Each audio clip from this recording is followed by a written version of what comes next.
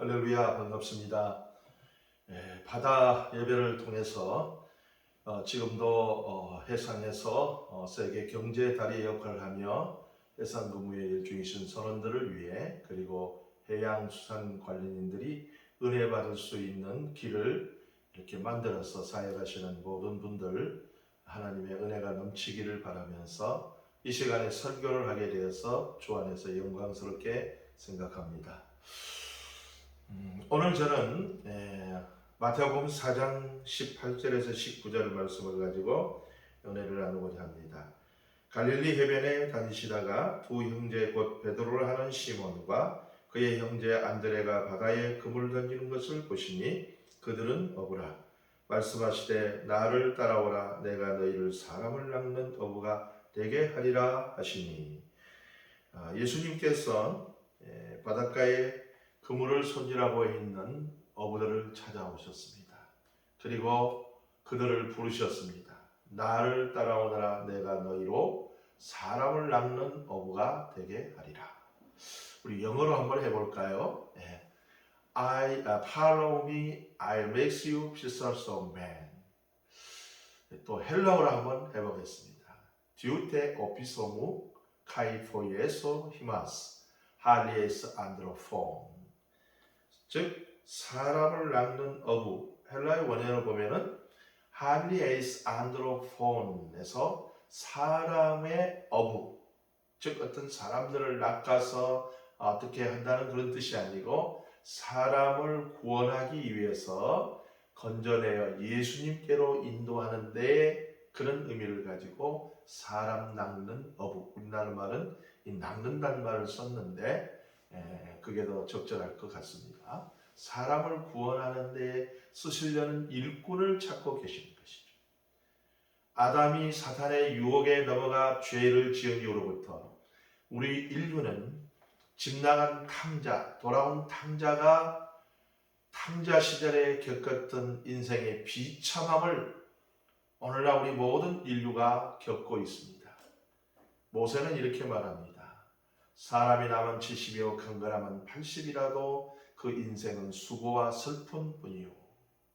도처에 일어난 사건 소식 속에서 뉴스를 보면은 우리 인간이 참으로 고통 가운데 있고 무거운 짐을 지고 가고 있고 평안이 없고 전쟁의 소문이 이렇게 들려오고 또 미움과 싸움과 전쟁 속에서 때로는 재앙과 그리고 질병의 그 고통 속에서 지금 이 시대는 코로나로 인해서 사람들이 두려워하고 마스크를 쓰고 온 세계 질서들이 새롭게 이렇게 변화되어가는 그런 고통스러운 삶 속에서 살아가고 있습니다. 하나님께서 우리 인간을 창조하실 때는 아름다운 계획을 하셨고 평화로운 계획을 하셨고 영원한 생명의 행복을 누리도록 살도록 되어 있는데 왜 이렇게 비참에 처해 있을까요? 바로 죄를 지어서 죄 가운데 살아가기 때문에 그렇습니다. 영혼은 죽어버리고 가지 꺾인 포도나무 가지처럼 메말라가는 인생이 되어버리고 마는 것입니다. 그래서 이들을 구원하시기를 변함없는 하나님의 사랑은 여전히 우리에게 임하셔서 우리가 너무너무나 귀하고 존귀하고 보배롭고 사랑스러운 대상이기 때문에 이들을 구원하기를 기뻐하셨습니다. 그 구원하는 데에 예수 그리스도의 십자가의 보혈로 만들어진 백신이 필요한 거죠. 이 백신을 맞아야 영혼의 바이러스가 사라지고 죄가 없어지고 구원을 받게 되는 것이죠. 자, 이러한 구원의 계획 속에서 하나님께서 초대교회에 사람을 뽑아 일꾼을 뽑아 교회의 기둥이 되게 하셔야 되겠는데 누구를 할까? 예수님은 어떤 마음의 생각을 가지셨는지 갈릴리 바닷가 어부들을 찾아가셨습니다. 당대에도 예술가도 있고 종교가도 있고 정치, 군사, 문화, 교육 다방면에 훌륭한 사람들이 많았지만 어부들보다 더 좋은 직업을 가지고 있고 더 부자이고 재벌이고 권세가 있고 유명한 사람들, 학자들도 있었습니다만은 우리 예수님께서는 왜 갈릴리 바닷가에 그 비린내 나는 하루하루 고기 잡아서 팔아서 먹고 사는 어부들을 찾아가셨을까요? 거기에는 깊은 뜻이 있다고 저는 생각합니다. 이 시간에 그 뜻을 다 풀어 설명하면 시간이 많이 가기 때문에 뛰어넘어서 어쨌든 우리 예수님께서는 우리 선원들을 불러서 세계 복음화에 쓰기를 지금도 원하신다는 것입니다. 나를 따라오너라. 내가 너로 사람을 낚는 어부가 되게 하리라. 저도 한때 선원이었습니다. 목포해양대를 졸업하고 한 10여 년간 77년도 실습 시작해서 87년도까지 승선 경험을 한 적이 있습니다. 승선 초년생 세컨 엔지니어 때에 1980년도 5월 때쯤에 하나님께서 동남아를 항해하는 내천가스호 2등 기관소에 있던 저를 찾아오셨습니다. 어떻게 찾아오셨을까요? 이사벨교회 어떤 분의 부흥회에 참석했다가 테이프를 팔기에 3개의 한묶음짜리를 사가지고 가서 당직 끝나고 샤워하고 일기를 쓰고 누워서 테이프를 듣는데, 가스 테이프를 듣는데 그 말씀을 듣고 난 후에 그냥 벌떡 일어났습니다. 무릎을 꿇고 기도했습니다. 말씀의 제목은 주인공 요셉을 주제로 해서 꿈꾸는 사람이라는 설교의 제목이었습니다.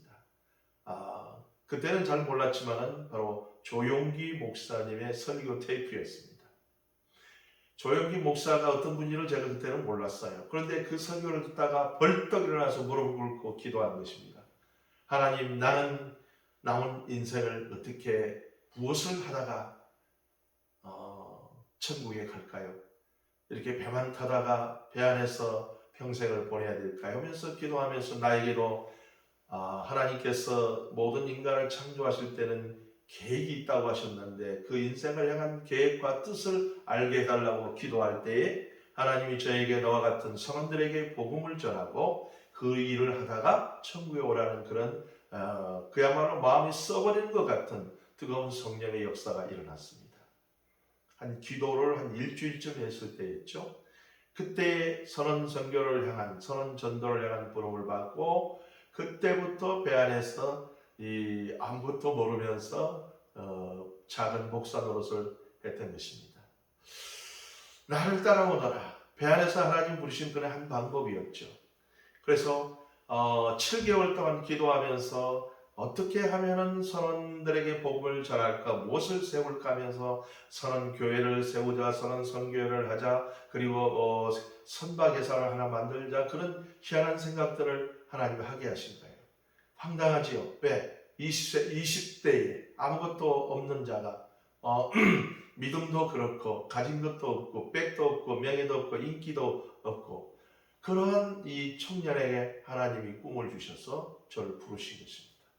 그 외에 많은 분들에게 편지를 보내게 되고 또 가장 선원들을 앞장서서 사랑하며 전도자를 보내고 선교에 열심을 다하던 성혜손의 우리 최원용 목사님에게 또 편지를, 그때는 전사님이었습니다. 이렇게 편지를 막 쓰고 답장을 받고 심지어는 조용기 목사에게 가만히 생각해 우리 예수님이 마창이라 하시니까 조용기 목사는 형님쯤 되겠다 해서 조용기 목사 형님 전상서 해가지고 매달 편지를 보내고 이런 참 누가 보면은 돈키호테 같은 그런 생각을 가지며 지내왔었죠.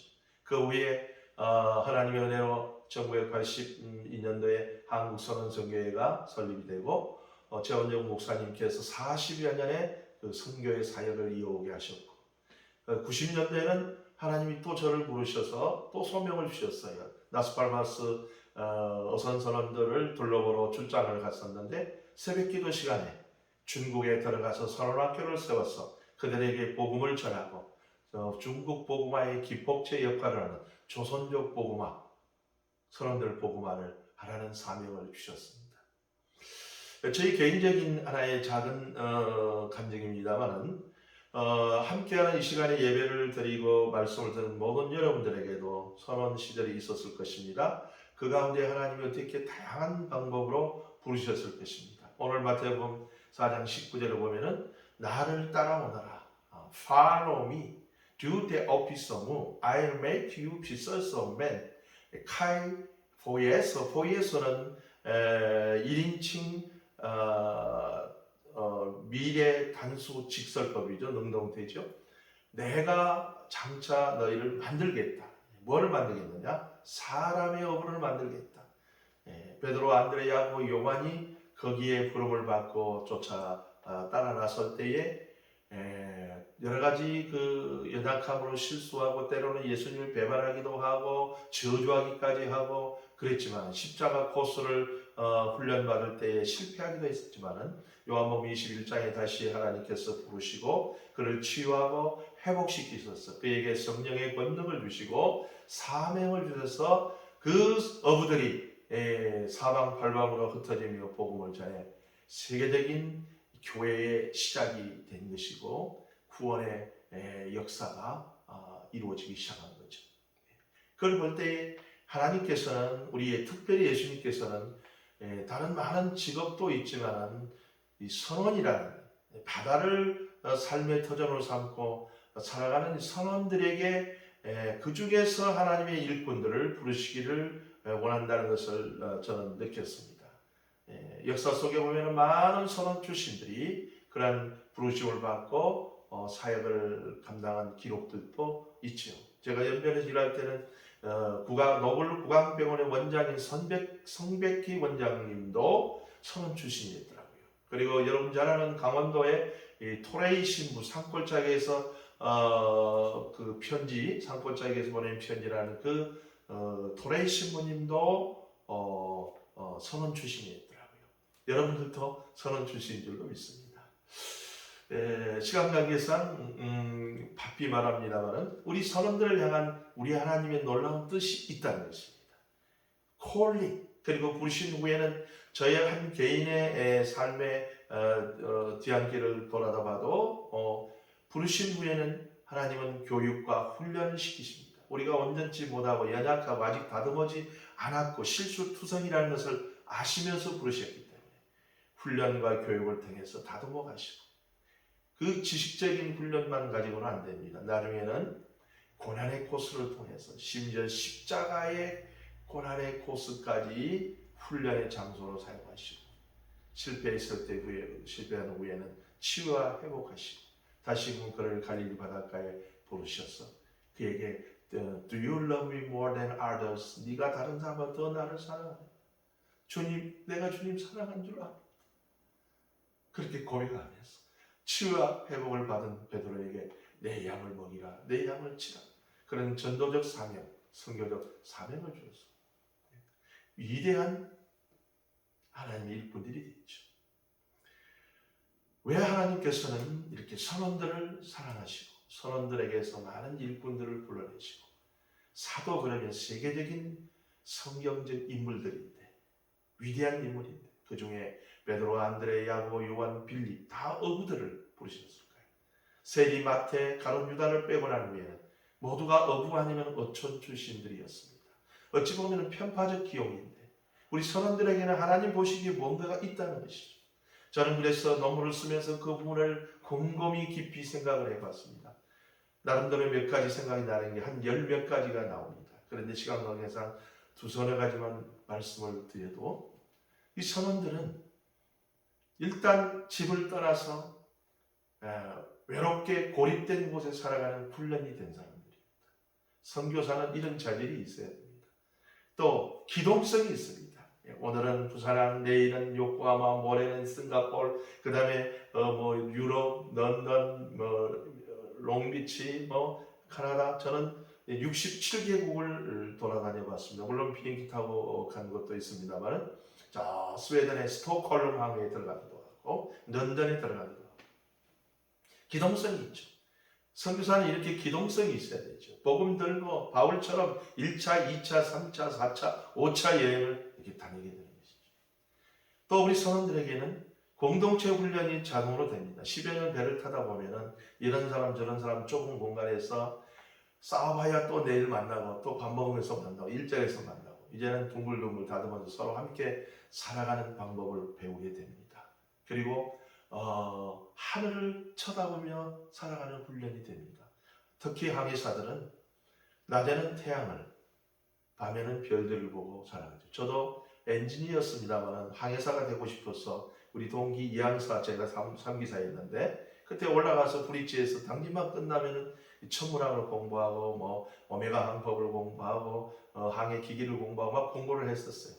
그때 저보고 실습하라고 섹스탄트를 가지고 고도를 측정해 오라고 합니다. 특히 눈 타이밍. 그래서 계산을 하게 합니다. 하늘을 바라보는 훈련. 선교사는, 목사는, 전도자는, 선교하는 사람들은 언제나 무릎 꿇고 하늘을 쳐다보며 그분의 인도하심을 받아야 바르게 갈 수가 있습니다. 바로 이런 여러 가지 직업적인 특성을 통해서 선교사적 자질을 함양하고 있는 사람들에게 신학 공부만 시키면 딱 좋은 일꾼이 된다는 것이죠. 그래서 우리 예수님께서 어부들을 그렇게 부르셨지 않는가. 미켈란젤로가 훌륭한 조각을 작품을 만들기 전에 원석을, 좋은 원석을 찾아 헤매듯이 우리 예수님께서는 모든 직종을 뒤로 하시고 어부들을 찾으셨구나. 그런 걸 생각해 보았습니다. 오늘날도 열방의 성원들이 부산항에 하루에 70여 척의 배가 들어오면서 천여 명이 넘고 한 2천여 명에 달하는 선원들이 들고 납니다. 그들을 향하여 매주 두세 번씩 부둣가에 전도로 나가서 많은 열방의 선원을 만납니다. 중국 선원, 우크라이나 선원, 미얀마 선원, 또 베트남 선원, 인도네시아 선원, 일본 선원, 또 이런 선원들을 만나면서 하나님께서 저들 가운데 복음을 전하게 하시고 저들 가운데서 열방의 일꾼들이 나오기를 원하시는 것입니다. 그러므로 선언 선교, 바다 예배 얼마나 중요한지 모릅니다. 이 귀한 일을 시작한 바다 예배 모든 동역자들에게 2022년도에도 하늘의 신령한 은혜와 축복이 넘치기를 바라며 또 선언 선교를 통해서 선언 복음화 곧 열방의 복음화, 선언 복음화를 통해서 일꾼 삼으셔서 열방에 죽어가는 많은 죽음 속에 홍수에 떠밀어가는 하나님의 사랑하는 자들을 구원하시기를 원하시는 우리 아버지 뜻이 이루어지기를 간절히 소망합니다. 한 해 동안에 우리 아버지의 놀라운 은혜 속에서 건강하시고 코로나 시대에 한 명도 코로나 걸리지 않으시고 복되고 은혜가 충만한 삶이 되시기를 주님의 이름으로 축원합니다. 기도하겠습니다. 살아계신 아버지 하나님, 미물 같은 저희들, 아무 쓸모없는 저희들 같은 죄인들을 부르셔서 사람 낚는 업으로 만들어 오늘도 선언 복음화와 열방의 복음화를 꿈꾸게 하시고 이렇게 귀한 예배의 시간을 갖게 하시니 감사합니다. 수고하는 모든 종들에게 하늘의 신령한 은혜와 땅의 기름진 복으로 넘치게 부어주셔서 올 한 해가 꿈꾸는 것 같은 해가 되게 하여 주옵소서.